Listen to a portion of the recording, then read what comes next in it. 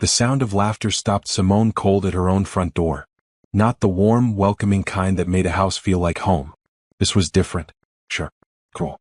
The kind of laughter that came at someone else's expense. She'd left her teacher's planning period early, forgotten her laptop with tomorrow's lesson plans still open on the dining room table. The October afternoon sun was bright, the suburban street quiet. Everything should have been normal. But that laughter coming from inside her house was anything but normal. Simone turned her key slowly, easing the door open without a sound. Years of managing classrooms full of middle schoolers had taught her how to move quietly. The voices grew clearer as she stepped into the foyer, her canvas tote bag still hanging from her shoulder. "I'm telling you, she has no idea." That was Derek's voice, her husband of 8 years. "She's so busy playing saint at that school, she doesn't notice anything." "Does she really shop at thrift stores?" A woman's voice, bright with amusement. "Derek, baby, how did you stand it for so long?" Simone's hand tightened on her bag strap. She moved toward the living room, her heartbeat loud in her ears. "The woman wears the same 5 outfits on rotation," Derek continued, and Simone could hear the smile in his voice. "She thinks she's being practical. I think she's just boring. No ambition. No style. She's perfectly content being a middle school teacher making $40,000 a year." "At least the divorce will be cheap," the woman said. "What's she going to ask for? Half of nothing?" They both laughed again. Simone stepped into the doorway of her living room. The woman was sprawled on the couch Simone had found at an estate sale and lovingly restored. She was young, maybe 25, with long blonde hair and designer clothes that probably cost more than Simone's monthly salary. Her shoes were kicked off carelessly onto Simone's carefully maintained hardwood floors. Derek sat next to her, his arm draped possessively across her shoulders. He wore the watch Simone had saved for 6 months to buy him for their anniversary. On the coffee table between them sat the photo album from their wedding, open and ignored. "Actually," Simone said quietly, "I'm going to ask for quite a bit." They both jumped. The woman's face went pale, then red. Derek stood quickly, not even bothering to look guilty. "Simone, you're home early." "My house," she said, her voice steady despite the way her world was tilting.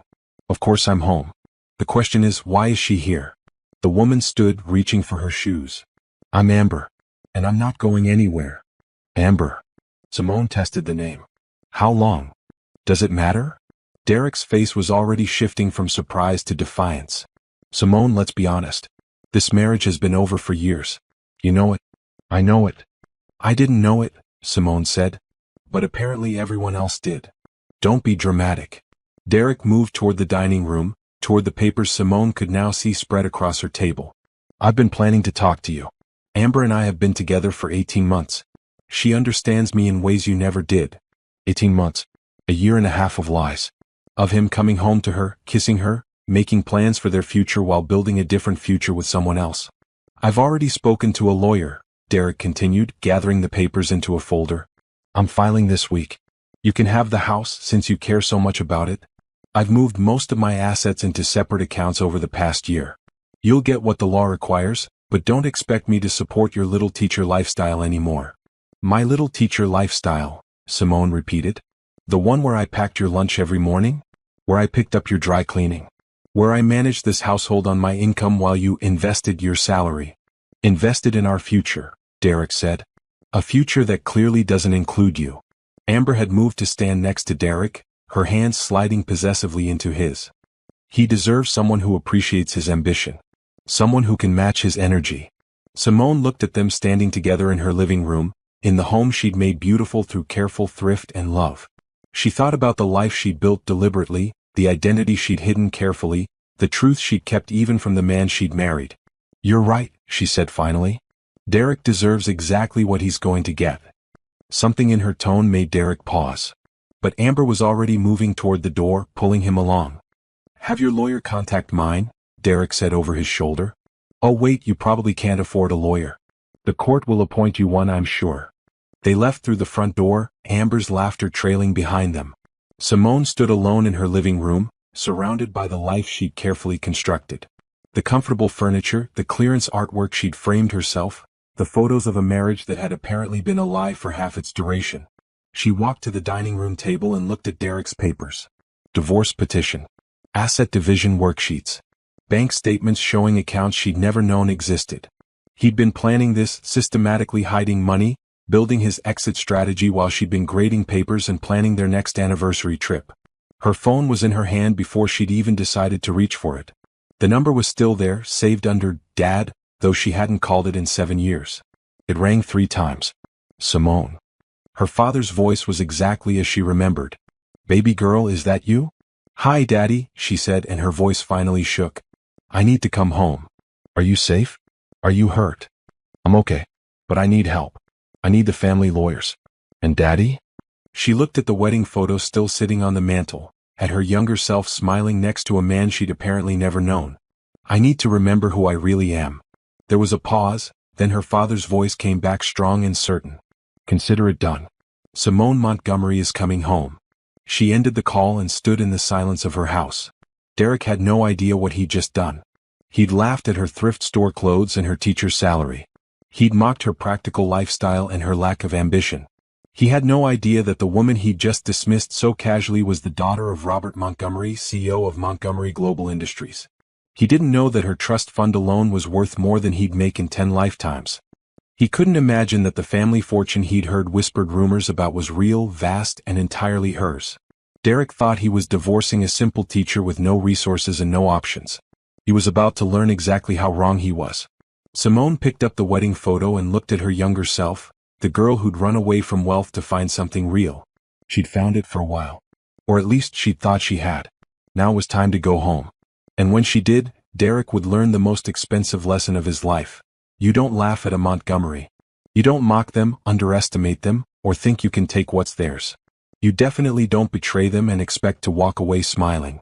24 hours after finding Derek and Amber in her living room, Simone sat in a first-class seat heading to Atlanta. She'd called in sick to school, something she'd never done in her 7-year teaching career. But then again, she'd never discovered her entire marriage was a lie before. The flight attendant offered her champagne. She accepted, watching the bubbles rise in the crystal flute. 8 years ago she would have thought nothing of it. Now the luxury felt foreign and familiar at the same time. Her phone buzzed. A text from her brother Preston. "Car waiting at arrivals.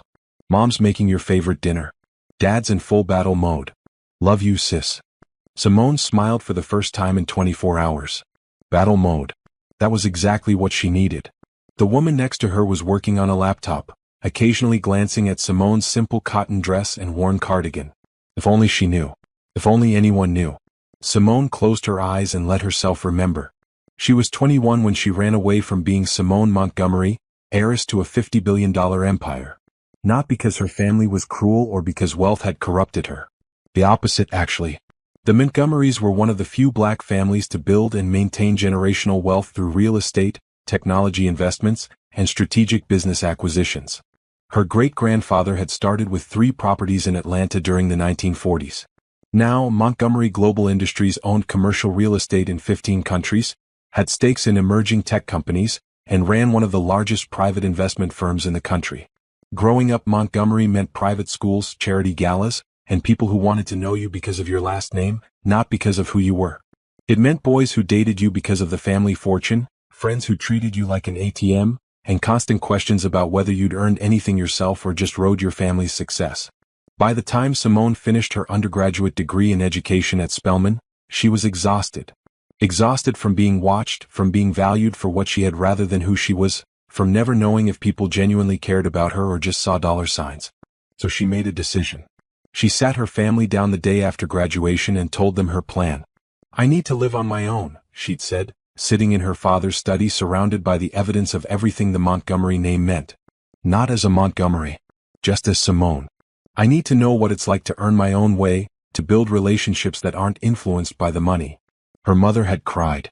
Her father had argued that she was being naive, that the world was harsh, that she couldn't just pretend the privilege she'd been born into didn't exist.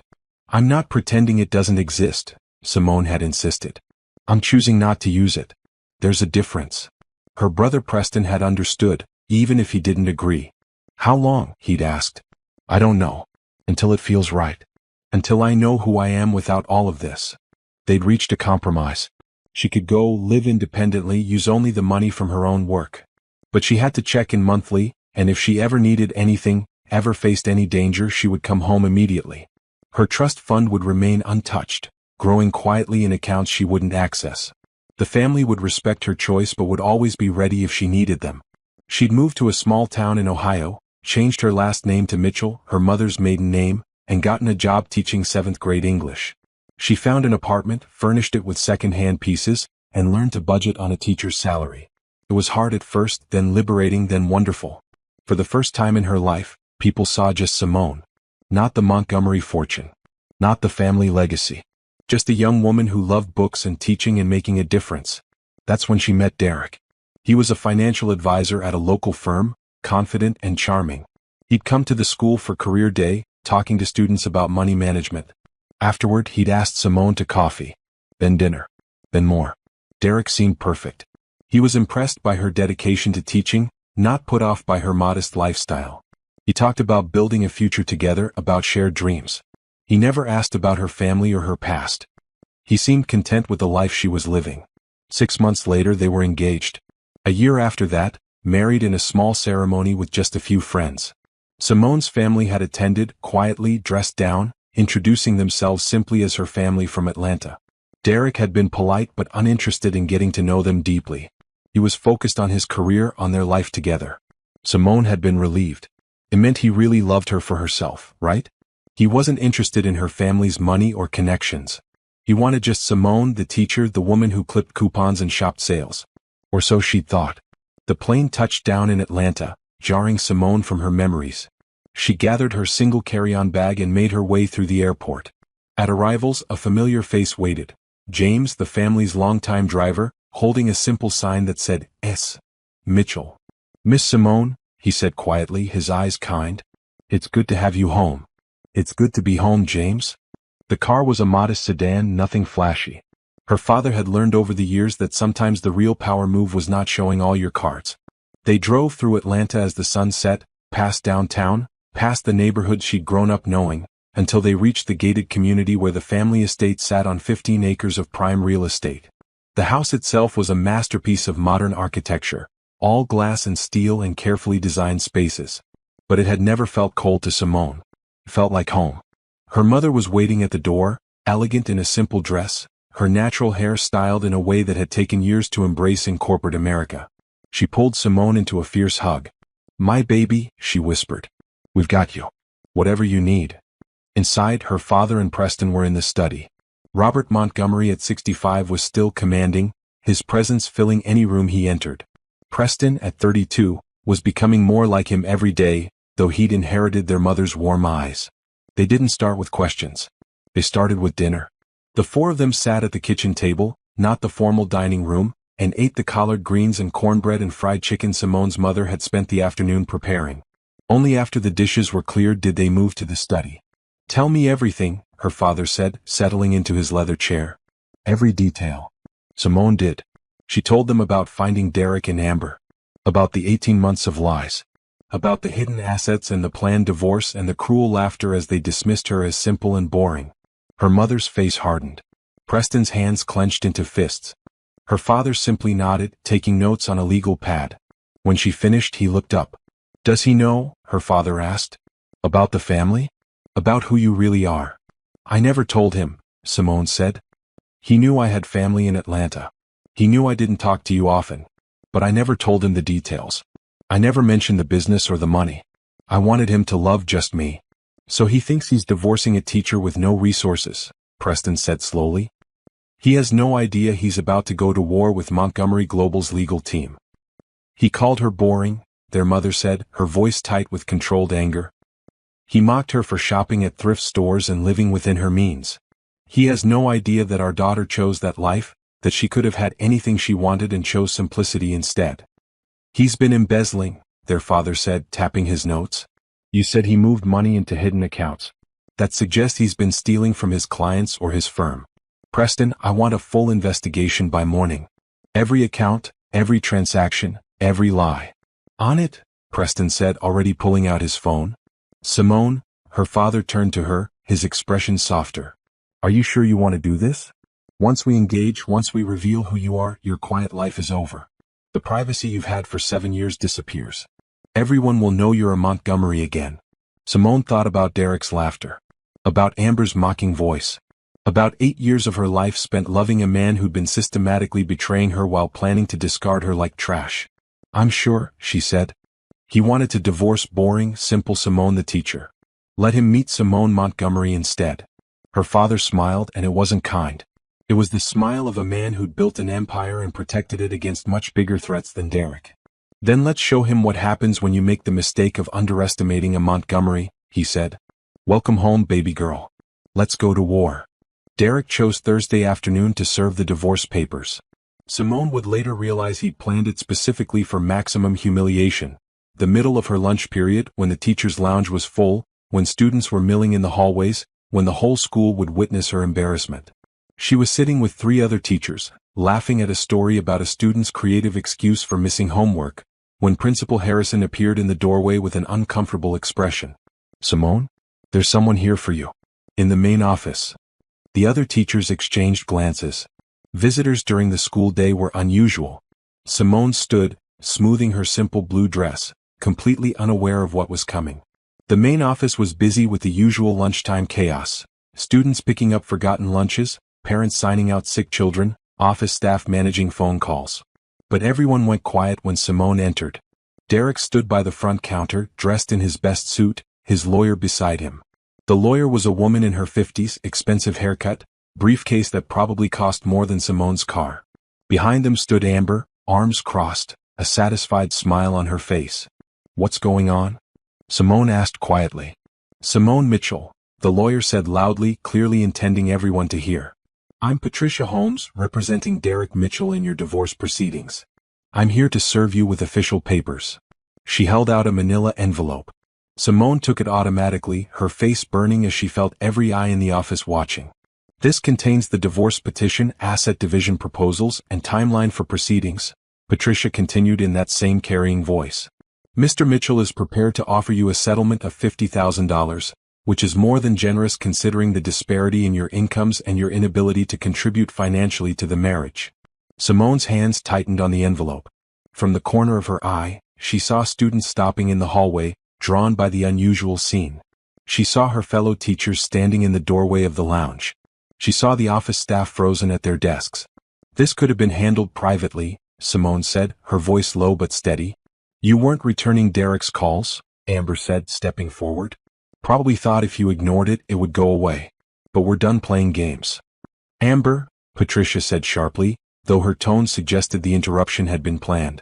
As I was saying, Miss Mitchell, you have 30 days to respond. Given your financial situation, I assume you'll be seeking court-appointed counsel. We'll make that process as simple as possible. How kind, Simone said. The envelope felt like it was burning her hands. Around her, she could feel the weight of pity, of sympathy, of schadenfreude from people who barely knew her. Derek finally spoke. I'm sorry it had to be like this, Simone. But you weren't making this easy. I've moved on. Amber and I are building a life together in our house. You need to do the same. Our house. The house Simone had painted, decorated, loved. The house where she'd planted a garden and learned to repair drywall and made 1,000 small improvements. He'd already given it to Amber in his mind. One more thing, Amber said, pulling out her phone. She held it up, clearly recording. Any statements you'd like to make? For social media? I think people would be interested in hearing your side. Put that away, Principal Harrison said sharply, finally finding his voice. This is a school. There are students present. But the damage was done. Amber lowered the phone, but Simone had seen her thumb hit the stop button. Whatever footage she'd gotten, she had it now. 30 days, Patricia repeated, handing Simone a business card. Have your attorney contact me. If you can afford one. They turned to leave, Derek's hand finding the small of Amber's back in a gesture Simone remembered from their early dating days. At the door, Amber turned back. Oh, and Simone? I posted about this online this morning. Just so you know, your thrift store wardrobe is trending. People think it's hilarious that Derek was married to someone so budget conscious. Then they were gone, leaving Simone standing in the middle of the office with every eye still on her. Simone, Principal Harrison started, his voice gentle with pity. Excuse me, she said quietly. I need a moment. She walked to the staff bathroom, locked the door, and finally opened the envelope. The papers inside were extensive, clearly prepared over weeks or months. Every asset listed, every account detailed. Derek had been thorough. Her phone buzzed. A text from her brother. Just saw the social media posts. Ready when you are. Simone pulled up Instagram on her phone. There it was. Amber's account, 40,000 followers, a carefully curated feed of luxury lifestyle content. And the newest post from 3 hours ago. A photo of Derek and Amber in front of Simone's house, the one she still paid half the mortgage on. The caption read, "Finally free from 7 years of frugal prison. My man is divorcing his boring teacher wife who shops at Goodwill and thinks dining out means Applebee's. Can't wait to redecorate this house with actual style. Hashtag upgrade complete. Hashtag he deserves luxury. Hashtag sorry not sorry." The post had 3,000 likes already. The comments ranged from supportive to cruel, people she'd never met weighing in on her life, her clothes, her worth. Another text from Preston. "Say the word. We end this today." Simone looked at herself in the bathroom mirror. Simple dress from Target. Minimal jewelry. Natural hair in a practical style. She looked exactly like what she was. A middle school teacher who cared more about her students than fashion, who saved her money for things that mattered, who lived authentically without pretense. She looked like someone Derek and Amber thought they could destroy without consequences. They had no idea what was coming. Simone typed a response to Preston. "Send the lawyers. All of them. I'm done hiding." Then she washed her hands, straightened her dress, and walked back out into the office with her head high. "Principal Harrison," she said calmly, "I apologize for the disruption. It won't happen again. I'll need to take personal leave starting tomorrow.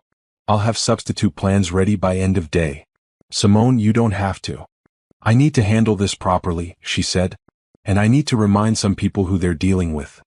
Something in her tone made him pause. Then he nodded. "Take whatever time you need. Your job will be here when you're ready." As she walked back to her classroom, students parted in the hallway, whispering. Teachers watched from doorways with sympathetic eyes. The whole school would be talking about this by the end of the day. Poor Ms. Mitchell served divorce papers at work. Poor Ms. Mitchell can't afford a lawyer. Poor Ms. Mitchell, husband upgraded to someone prettier and richer. Simone settled at her desk and pulled out her laptop. She had substitute plans to write, a life to pack up, and a war to prepare for. Tomorrow she'd stop being Simone Mitchell, the simple teacher Derek thought he could humiliate. Tomorrow Simone Montgomery was coming home. And Derek was about to learn the most expensive lesson of his miserable life. The Montgomery estate at dawn was something out of a dream. Simone stood on the terrace outside her childhood bedroom, coffee in hand, watching the sun rise over Atlanta's skyline in the distance. She'd been home for 3 days now, and her body was still adjusting to the shift from her small rented house to 15 acres of carefully landscaped luxury. She wasn't the same woman who'd left here 7 years ago. That girl had been searching for authenticity, for proof that she could build something meaningful without the family name. She'd found it. She'd built it. And then Derek had torn it down while laughing about how easy she'd been to fool. The door behind her opened. Preston came out, already dressed in a sharp suit despite the early hour, carrying a tablet and 2 thick folders. "Morning, sis. Ready for your briefing?" Simone turned from the view. "Tell me everything." They settled into the outdoor furniture and Preston opened the first folder. Derek Mitchell, age 35, been working at Riverside Financial Advisors for 9 years. Here's where it gets interesting. He's been embezzling from client accounts for at least 3 years. Small amounts at first, always from elderly clients who don't check their statements carefully. He'd move money into dummy accounts, let it sit for a few months, then transfer it to his personal holdings. "How much?" "We found 800,000 so far and Dad's team is still digging." Preston pulled up a spreadsheet on his tablet. "He's been smart about it, I'll give him that. Never too much at once. Always covered his tracks. But our forensic accountants are better than smart. They're the best." Simone sipped her coffee, processing this.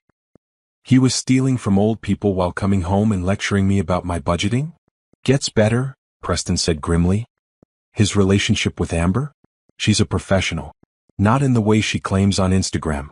Dad's investigators found out she's run this exact scheme 4 times before. She targets men with money, or men she thinks have access to money. Convinces them to leave their wives, gets them to spend everything on her, then disappears before the legal consequences catch up. So she thought Derek had money. Stolen money, but yes. She had no idea he was about to be caught. She definitely has no idea about you." Preston smiled. "Nobody does. Dad made sure of that. When you left, he had all public records adjusted. Simone Montgomery exists in business filings and legal documents, But there's no obvious connection to Simone Mitchell, middle school teacher from Ohio. What about the divorce papers? That's today's fun part. Preston opened the second folder. Dad's legal team filed our response yesterday. All 23 pages of it. Patricia Holmes should be receiving it right about now. 23 pages? Counter-petition for divorce, full disclosure of your actual assets, evidence of Derek's embezzlement, documentation of his hidden accounts, and a lawsuit for alienation of affection against both Derek and Amber. Oh, and we froze all of his accounts this morning. The ones he thought were hidden? Not hidden enough. Simone's phone buzzed. A text from her father.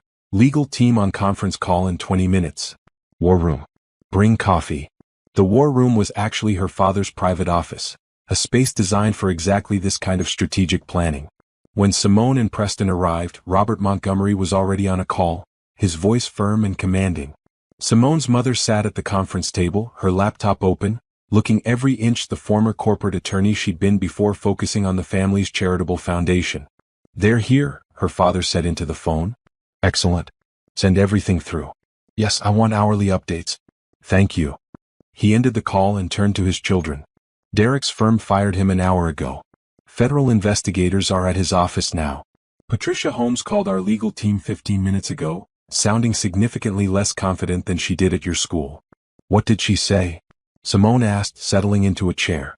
That there must be some mistake in our filing. That she was unaware her client was married to a member of the Montgomery family. That she'd like to discuss settlement options that are more appropriate to the circumstances. Simone's mother smiled. It wasn't warm. Translation: she just realized she's been helping a criminal try to rob an heiress and she's terrified she'll lose her license. What about Amber? Simone asked. Preston pulled up his tablet. Amber Collins, age 26, currently has warrants out in 2 other states for fraud. She's been running this con for 5 years. Derek is actually her longest mark. Usually she's gone within a year, but I think she really believed he had family money based on something she'd heard. She heard rumors about me, Simone said quietly.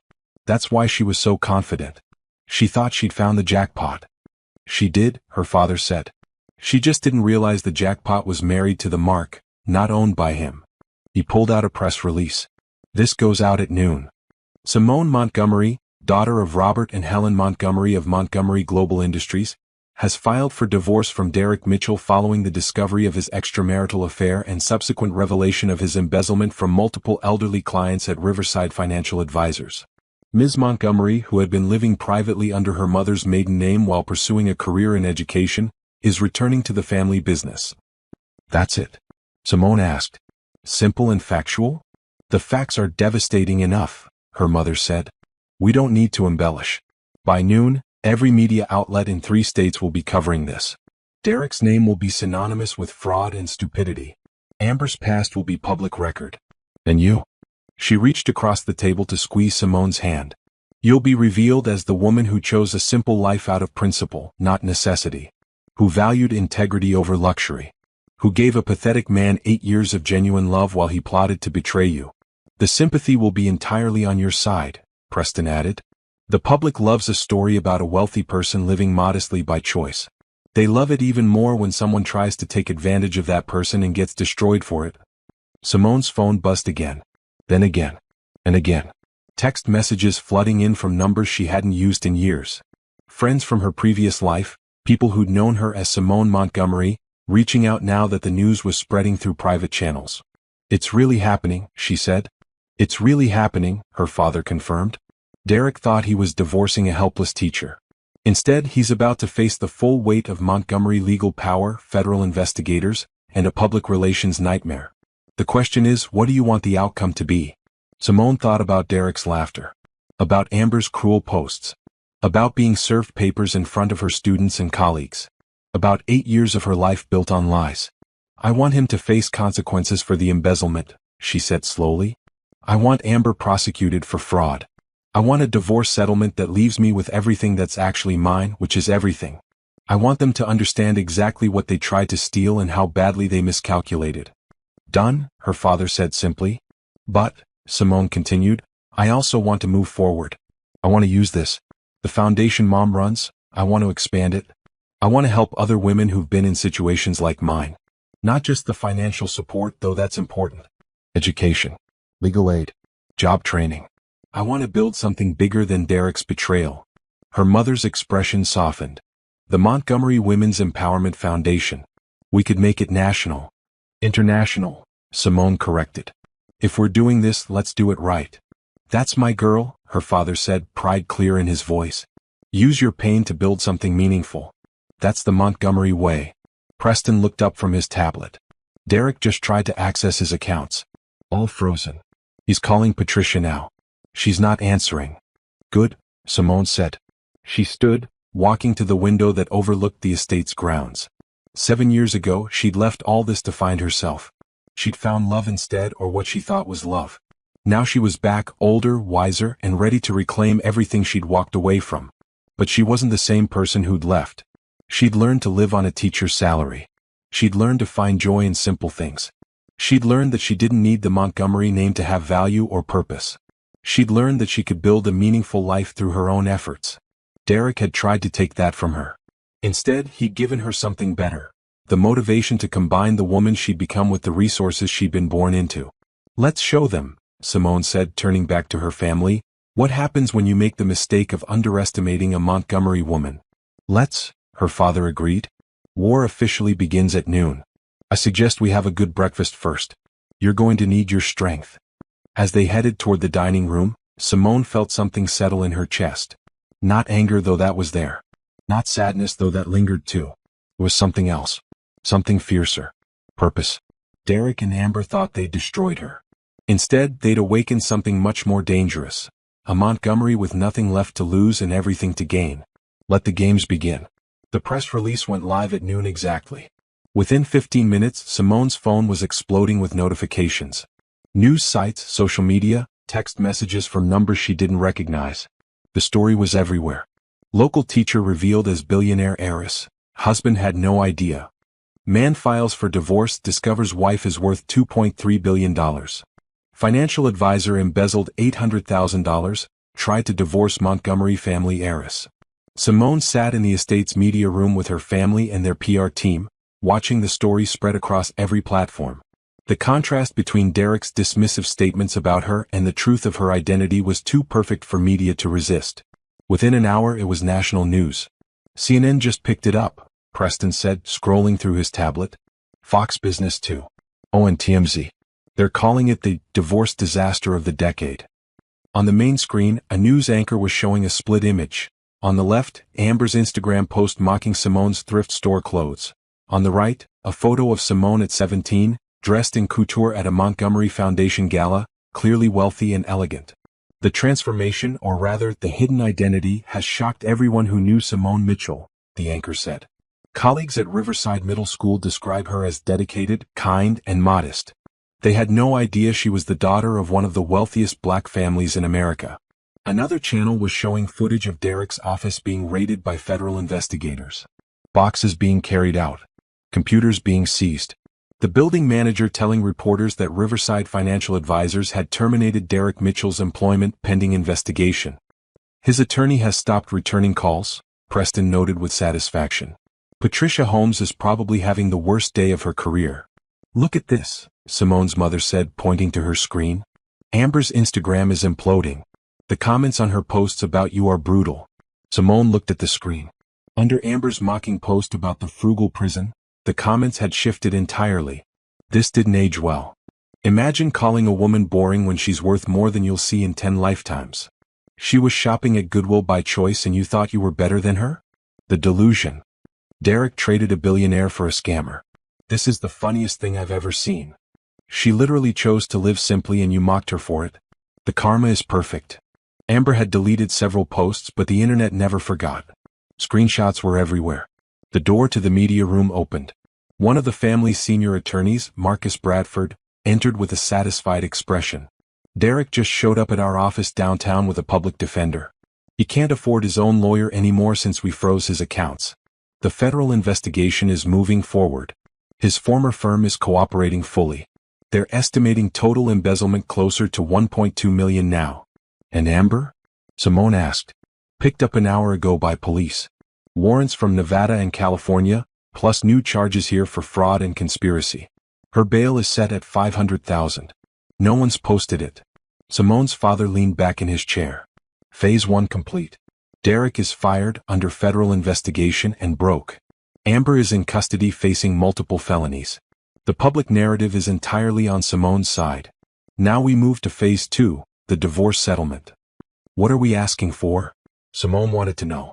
Marcus pulled out a folder. Everything. The house, which is in both names but you've been paying more than half the mortgage on. His pension, which you're entitled to half of. Alimony, which won't be much given his current situation but sends a message. All wedding gifts. All jointly purchased items. Plus damages for emotional distress, breach of marital contract and alienation of affection. Will he fight it? With what money? Preston laughed. His accounts are frozen. He's facing criminal charges. His public defender is already suggesting he accept whatever settlement we offer. Simone's phone rang. Unknown number. She looked at her father, who nodded. Simone Mitchell, she answered, deliberately using her chosen name. Ms. Mitchell, this is Patricia Holmes. The attorney's voice was strained, professional veneer cracking. I owe you an enormous apology. Had I known who you actually were. You would have what? Simone interrupted. Not served me papers at my workplace? Not offered me $50,000 like I was some charity case? Not allowed your client and his mistress to humiliate me in front of my students? Silence on the other end. Ms. Holmes, you did exactly what Derek paid you to do. You treated me like someone with no resources and no options. The fact that you were wrong doesn't change your intentions. I would like to discuss settlement. Talk to my attorneys. I'm sure you have their contact information by now. All 23 of them. Simone ended the call. Her mother was smiling. Beautifully done. The next call came 5 minutes later. This time, Simone recognized the number, Riverside Middle School. Hello, Principal Harrison, she said. Simone. I mean Ms. Montgomery. He sounded flustered. I owe you an apology. We all do. The way we reacted when your husband served you, the pity in our eyes, we treated you like I was who I said I was? Simone said gently. You treated me like a colleague going through a divorce. That's not something to apologize for. But we didn't protect you. We let them humiliate you in front of students. That's not your fault. And Principal Harrison? I'd like to come back. Not immediately, but eventually. I love teaching. I love those kids. I don't want to give that up just because I'm not hiding anymore. There was a pause. You're serious? Completely. But I'll need some time to handle all this first. Maybe next semester? Your position will be waiting. Simone, for what it's worth, you were the best teacher we had. You still are. The money doesn't change that.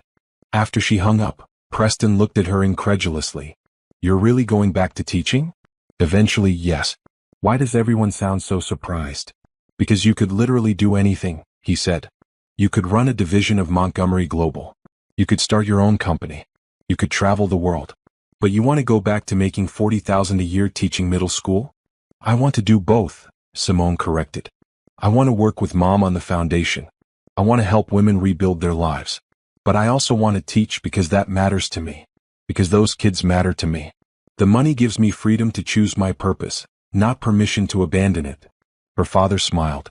7 years ago, I thought you were running away from responsibility. I was wrong. You were finding your purpose. Now you have both the purpose and the resources to make real change. The afternoon brought more news. Derek had been formally charged with embezzlement. Amber's past victims were coming forward, building a federal case. The house was being appraised for the divorce settlement. Derek's assets, what little remained unfrozen, were being cataloged. By evening, Simone was trending on social media. But not in the way Amber's posts had intended. Hashtag Simone Montgomery was full of people praising her choice to live simply, to value education over luxury, to build a genuine life outside the family fortune. Woman chose authenticity over wealth and her husband called her boring. He deserves everything coming to him. She was worth billions and chose to be a teacher. That's not boring. That's beautiful. Imagine mocking someone for shopping at thrift stores when they could buy the entire chain. The humility. Derek and Amber thought they found an easy target. They found a Montgomery. Oops. A fashion magazine had already reached out, wanting to do a feature on the billionaire who dressed like us. A documentary team wanted to tell her story. Book publishers were offering deals. Say no to all of it, Simone told the PR team. For now. I'll do one major interview when I'm ready on my terms. Until then, Let the facts speak for themselves. That night, Simone stood on the terrace again looking out at the city. Her phone buzzed one more time. A text from Derek. Please. We need to talk. This has gotten out of hand. I made mistakes, but we can fix this. Simone read it once, then deleted it. She didn't block him. Her lawyers wanted all communication documented, but she didn't respond either. There was nothing to say. Derek had made his choices. He'd laughed at her simplicity, mocked her values, systematically betrayed her, and planned to discard her without a second thought. Now he was facing the consequences. And Simone? She was just getting started. 2 weeks after the press release, Derek's world had completely collapsed. Simone watched it happen from the safety of the Montgomery estate, tracking each development through her family's investigators and news reports. The federal embezzlement case was solid. Prosecutors had found not $800,000 or even $1.2 million, but over $2 million that Derek had stolen from elderly clients over 5 years. Each theft carefully calculated, each victim chosen for their cognitive decline or lack of close family who might notice. He's looking at 15 to 20 years, Preston reported during their morning briefing. His public defender is pushing for a plea deal. 10 years, full restitution, permanent license revocation. Will he take it? Simone asked. He doesn't have a choice. The evidence is overwhelming. Bank records, email trails, testimony from his former assistant who figured out what he was doing 2 years ago and kept records. Someone knew for 2 years? His assistant tried to report it to the company. They buried it. Didn't want the scandal. Now they're facing charges too for failing to report financial crimes. Preston shook his head. Everyone who enabled Derek is going down with him. Simone's mother entered the breakfast room with her tablet. Amber just took a plea deal. 7 years for fraud, conspiracy, and theft. She gave up the names of her previous targets and admitted to planning the entire scheme with Derek. What scheme? Simone asked. Her mother pulled up a police report on the tablet. According to Amber's statement, Derek knew exactly who you were. Or at least he knew you came from money. He heard rumors from someone who'd attended Spelman the same years you did. They recognized your face but didn't know what name you were using. Derek spent months trying to confirm your identity. Simone felt cold. He knew? The whole time. Not confirmed until after you were married. That's when he found an old photo from a Montgomery Foundation gala, recognized you in the background. By then you'd been together for almost 2 years. According to Amber, Derek thought if he stayed married long enough, he'd eventually get access to your family money. When that didn't happen, when you stayed committed to your simple lifestyle, he got frustrated. So he started stealing from clients, Preston added, thinking if he could build up enough of his own wealth, you'd be impressed. Maybe reveal your background. When that didn't work either, he decided to cut his losses. That's when Amber entered the picture. She approached him, Simone's mother continued, reading from the report. At a financial conference last year. She'd done research on him, thought he had family money. They started the affair. Derek told her about his suspicions about you, about how you came from wealth but wouldn't access it. They came up with a plan. He'd divorce you, try to squeeze whatever settlement he could, then he and Amber would use that plus his stolen money to start over somewhere else. Simone sat back in her chair processing this. Her entire marriage had been a lie. Not just the last 18 months. All of it. Derek had targeted her from the beginning, spent years trying to get access to her family fortune, and when that failed, plotted to destroy her out of spite. He told Amber the money would come out during the divorce, Preston said quietly. That you'd be forced to reveal your identity to protect yourself. That they could spin it as you lying to him about your finances. He thought he could position himself as the victim. He thought, Simone said slowly, that I would be ashamed of my family. That I'd try to hide the Montgomery name during the divorce to avoid publicity. Instead, you came home and we went nuclear, her father said, entering the room. Derek miscalculated badly. He thought you were running from wealth. He didn't understand you were running toward something else. How did Amber react when she found out the truth about me? Simone asked. Preston laughed bitterly. According to the police report, she was in disbelief. She thought Derek was lying about your family fortune. She'd convinced herself the Montgomery connection was just rumors. When the press release hit, she apparently destroyed their hotel room. Threw everything. Screamed at Derek that he was the stupidest man alive for not confirming your identity before starting divorce proceedings. They turned on each other fast, Simone's mother added. Both trying to cut deals. Both throwing the other under the bus. It would be funny if it wasn't so pathetic. Simone's phone buzzed. Another message from Derek. He'd been trying to reach her daily, each message more desperate than the last. Simone, please. I know I made mistakes, but they're destroying my life. I'm facing 20 years in prison. Please talk to the prosecutors. Tell them you forgive me. Please. Then another, it wasn't all fake.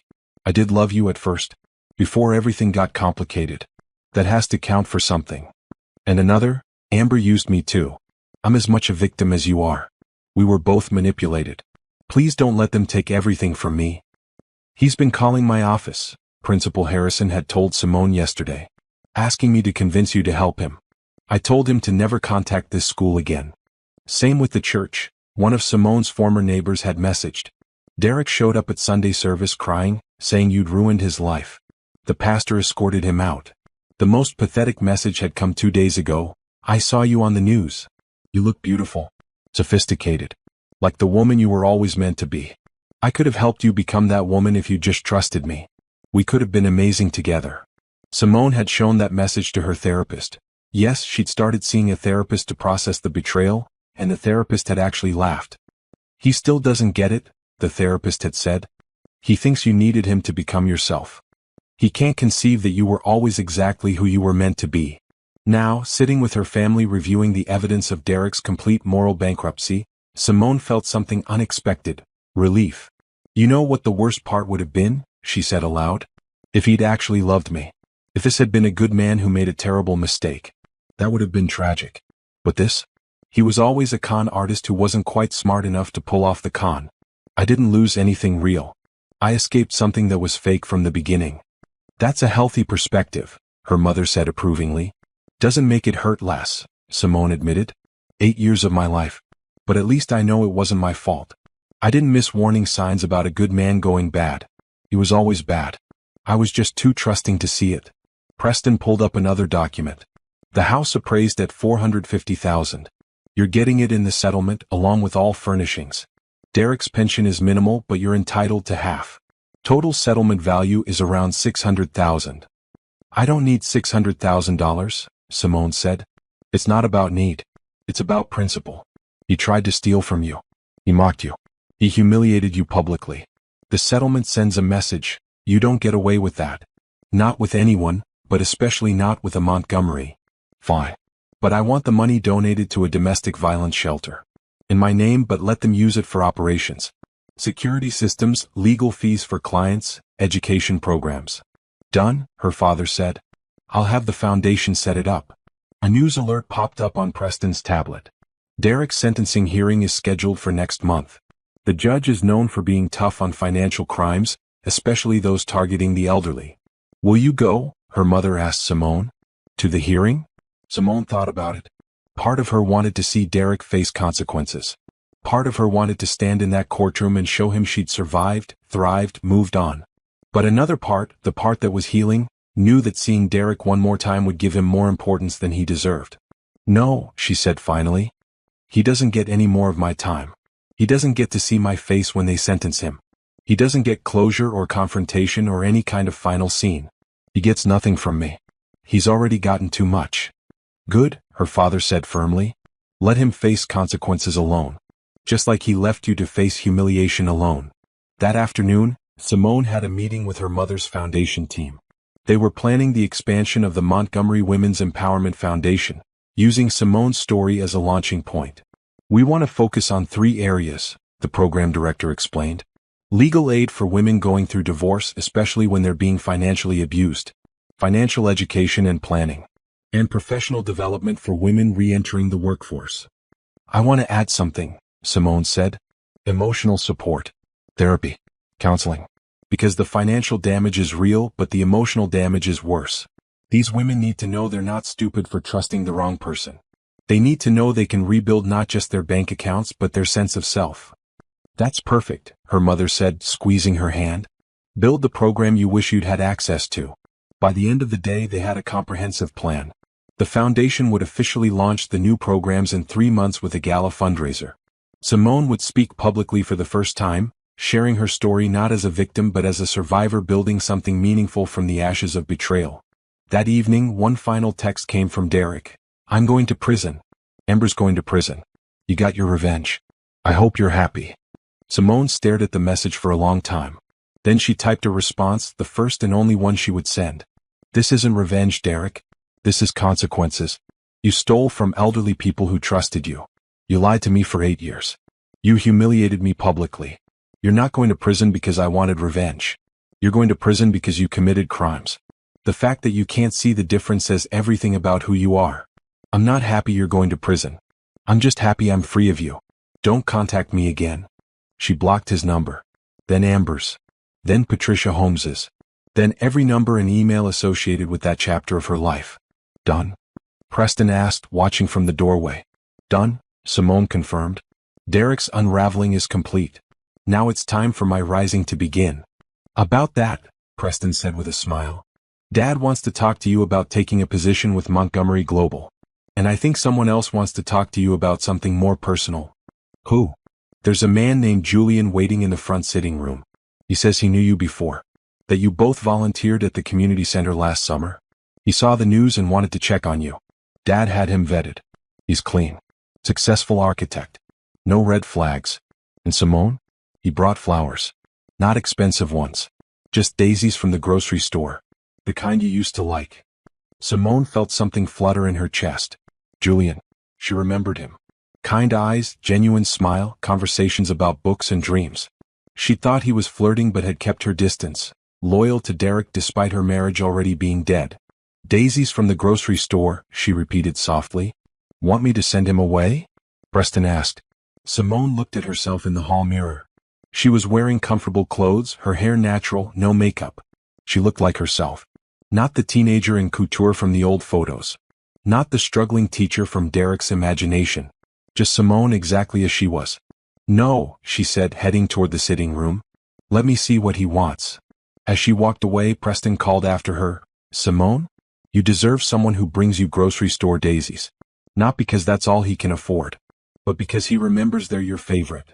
She smiled back at him. I know. I'm learning that I deserve a lot more than I settled for. And she went to meet whatever was waiting for her next, knowing that whatever it was, she would face it as exactly who she was meant to be.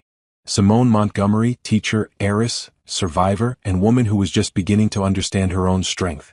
Chapter 7. The Rise. Julian stood when Simone entered the sitting room.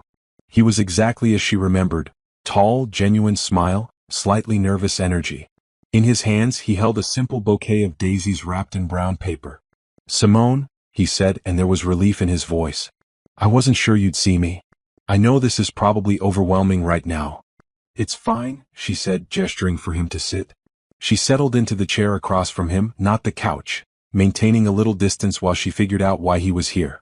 How have you been, Julian? Good. Busy. I opened my own architecture firm 6 months ago. He set the flowers on the coffee table between them. I saw the news. About everything. And I wanted to make sure you were okay. We weren't close, but those conversations we had at the community center last summer, they mattered to me. You mattered to me. Simone remembered those conversations. They'd both been volunteering for a summer reading program. Between sessions, they'd talked about books, about purpose, about what made life meaningful. She'd been careful not to flirt, conscious of her wedding ring. But she'd enjoyed his company more than she'd enjoyed Derek's in years. I'm okay, she said. Better than okay, actually. It's been hard, but I'm learning that sometimes the worst things that happen to us lead to the best changes. I read about the foundation expansion, Julian said. What you're doing for women going through similar situations. That's incredible. It feels right. Like I'm taking something horrible and using it to help others. They talked for an hour. About the foundation, about his architecture firm, about their shared love of old books and new ideas. Julian never asked about her money or her family. He didn't treat her differently than he had at the community center when he thought she was just a teacher. Before he left, he paused at the door. I know this is terrible timing. You're going through a divorce, dealing with all this media attention, rebuilding your life. But Simone, I'd like to see you again. Not now, not until you're ready. But someday when the dust settles, I'd like to take you to dinner. Actually take you out, not just steal conversations between volunteer sessions. Why?